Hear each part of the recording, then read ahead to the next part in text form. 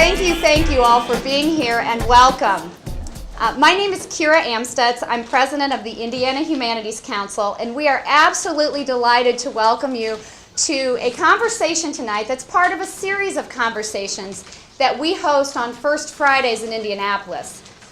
One of the things we love about being in the heart of the city is that we're in a wonderful neighborhood, and a neighborhood that we work with to celebrate our history, to share ideas, and also to have a lot of fun. And our First Fridays are one of the ways that we really gather, not only to show off the neighborhood, but also to look at our cultural community and to think about our cultural community and to exchange ideas and connect. So as part of that process, we are hosting a series of conversations tonight. We're delighted to have our Mind Trust Fellows here. In a moment, I'll turn it over to David to talk a little more about the Mind Trust.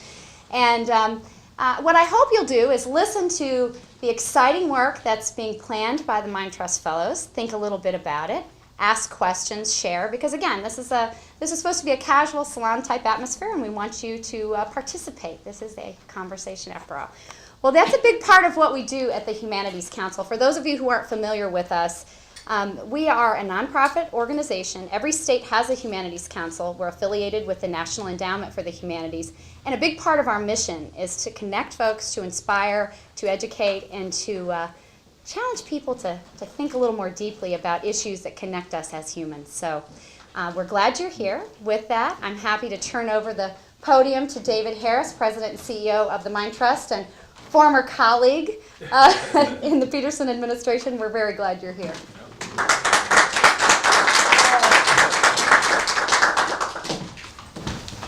Well, thank you all for being here. We are so grateful to have this opportunity to showcase our first 4 fellows, Education Entrepreneur Fellows. But before we do that, just a couple of things. First of all, I want to thank Kira and the Indiana Humanities Council for hosting this great event. Kira's been such a great supporter and helper, both in getting the Mind Trust launched and the work we did before that in charter schools. So thank you so much, Kira, for all of your support. Certainly want to acknowledge the Mind Trust board chair, who is also, in my opinion, one of the great education mayors in our country's history. So great to have Mayor Peterson. Another one of our board members is here, Don Stinson, so superintendent of Decatur School. I do very quickly want to introduce our team. We've got Nicole Weltrout. Corey Hennigan, I think, is not here. Is Corey not here? Okay, she's at the next event. And Ethan Gray, who's just started in our office this week. So welcome to Ethan. He is moving here from Boston.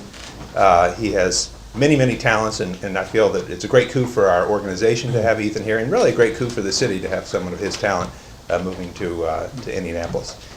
He's actually the only person I've ever known who is a lumberjack. He's got an interest, former lumberjack. He's also a classical cellist and has 2 degrees from Harvard, so he's kind of got diverse talents. Mayor Peterson and I launched the Mind Trust a couple of years ago because we really wanted to support entrepreneurial solutions to education problems. As we looked around the country and we saw what kinds of efforts were really moving the needle for kids, it was these entrepreneurial efforts driven by fantastic leaders. And so we have 2 primary strategies for advancing our mission. First, we created a venture fund that we're using to attract the most successful entrepreneurial organizations from around the country to Indianapolis. So we've invested about $3 million to bring Teach for America, the New Teacher Project, College Summit, and Diploma Plus to Indianapolis. And those organizations are doing fantastic work, bringing great teachers into the classrooms, helping low-income students navigate the college application process, helping kids at risk of dropping out successfully complete high school and matriculate into college. But our other initiative, and really our signature initiative, is our Education Entrepreneur Fellowship. It's a nationally unique incubator to help promising education entrepreneurs develop, build, and launch new transformational education initiatives. We launched this program last year. We had 4 fellowships to offer. We had 488 people from 37 states and 6 countries apply to be part of our first cohort of fellows. And more impressive than the numbers is the caliber of people that we got, and you'll get to hear from them tonight. I always tell people I'm glad I wasn't applying for our fellowship because I wouldn't make it past the first cut. And, so, and now I have the great privilege of introducing the fellows. I'm really flummoxed about how to do this because I have like a minute to introduce them, and they have these amazing resumes, and they've done all these terrific things. So first of all, I would encourage you to pick up one of the flyers and read about both their initiatives and the great work that they've done.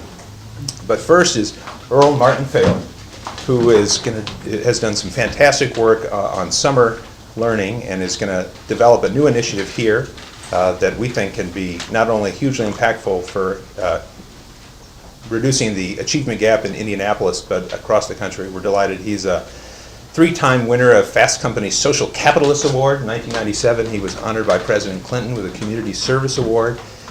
He's got a phenomenal resume. He's not the most successful member of his law school class. He used to play basketball with the President of the United States.